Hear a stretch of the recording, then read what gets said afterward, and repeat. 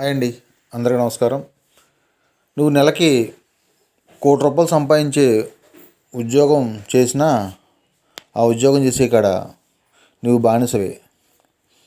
అలాగే చిరు వ్యాపారస్తులు చిన్న వ్యాపారం చేసుకుని రోజుకు ₹1000 సంపాదించుకున్నా ఆయన స్వతంత్రుడే.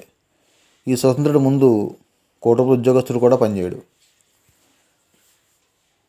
అలాగని టాటా కానీ రిలయన్స్ కంపెనీ కానీ ఇలాంటి పెద్ద పెద్ద కంపెనీలు ఉన్నవాళ్ళు ఆ రోజు నాకు ఉద్యోగమే చాలు అనుకుంటే కనుక ఇంతమందికి ఉపాధి కల్పించలేరు. అందువల్ల